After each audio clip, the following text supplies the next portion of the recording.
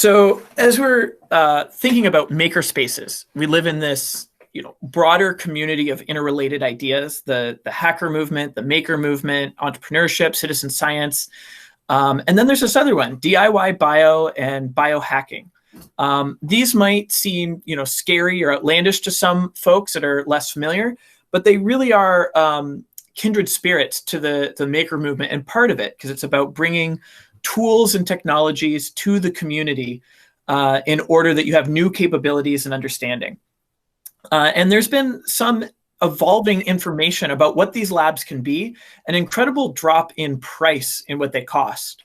There's also there's lots of information out there. I happen to like this YouTube channel, The Thought Emporium, and you can see the sorts of interesting things that they get to do with working with like mushrooms or electrophoresis, which is where you break up DNA and you look at the different segments and how many of them there are. And a lot of these types of activities are happening at these BioLabs that have appeared a lot of times in big cities, but also included inside the makerspaces at universities and inside makerspaces otherwise. In fact, at the Nation of Makers, the National Association, the keynote was really about calling spaces to get involved in this movement. And they work well together. So here's a lot of biological equipment. This is biological equipment cut on laser cutters, made in makerspaces. And so you can help each other by using the makerspace to make the biological equipment. And then just think with MakeHaven be so full featured, what we can do with a water jet and all the other equipment we have. Part of my research was to go to BioLab. This is in Boston. It's a relatively small space. It's a small community nonprofit, and they do events and activities teaching people the fundamental citizen science and things about biology. They also do their own experiments. Taking it further, I went to the Community Bio Summit. This was again in Boston.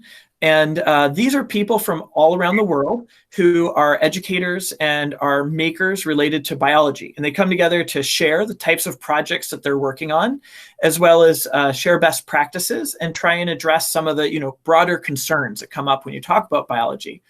This is, for example, one of the sort of products of their work. They're talking about how they want to democratize it, how they want to bring life sciences to people, to create a global network that improves life and inspires creativity. And then when you go to the session and you see all the types of things they created. So the animation there is someone who made a glow stick using only biological materials rather than chemicals. So these are just glowing bacteria. There's petri dishes with art in them. There's mushroom that make different materials. And I think biomaterials is one of the really exciting areas. So this is me going through various samples. These are made typically with fungi or with plant matter and then dried out, but they make materials that can be applied in all sorts of different ways. And at the top of them, you see the various recipes that are being shared. One of the ways is in fashion. This is an area of creativity where new materials can be integrated. The Bio Fashion Tech Show was actually in Connecticut a year or two ago, and they had all sorts of things growing on them. And then here's some other examples of very refined pieces. I'm a bit of a microphile, a person who likes mushrooms and nature. This is a material I enjoyed. It's like foam, but it's these wood chips that has been inoculated with mushroom spores, and it grows the white tendrils. It's like the roots of the mushroom. And so you can grow that into a mold. You see a bicycle helmet there to make things. And when I was at the conference, they did different sessions, the types of sessions you would bring to educate people in spaces. This was one where they had bacteria of different colors, and you draw into a petri dish. You don't see anything at the time. You're drawing blind at first. But then you incubate it overnight, and it grows into those shapes. The most exciting thing we did is, you might have heard of CRISPR. We actually used CRISPR to break up a chain of DNA, and then we ran it through a process where the bigger chains and the smaller chains were separated, and that's that fingerprint you see in the middle of the screen. And this would be unique to any DNA that would be out there, so you could identify specific species and do other things. There's also collaborative projects happening. There's an open insulin project, which is looking to make less expensive insulin through simpler processes. There's also cool things like work around kombucha, and they're doing like a family tree where they genetically characterize the kombucha and how it moved and has been passed on from person to person. And of course, there are lots of conversations about the ethical concerns. These are some ideas. And these are being done all in what is called biosafety level 1, which means that it can be done in open air. It doesn't need to be separated from the air system, but you do put it in a little separate lab. These are non-pathogenic type of things. And so we're planning to put one in the what is now conference room. We'll be replacing a new conference room. But this can support and be related to the communal space where we can do activities.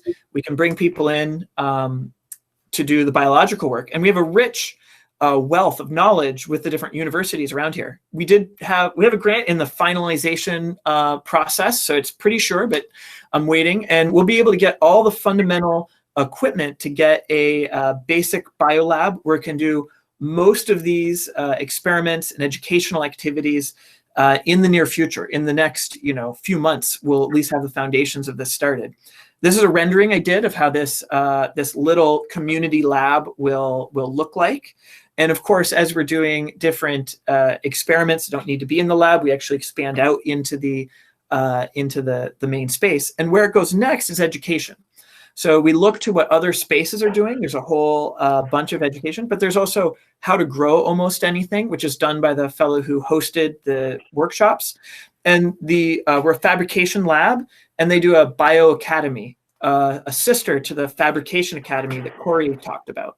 So lots to learn and lots to do, lots that I'm excited about sharing in the near future.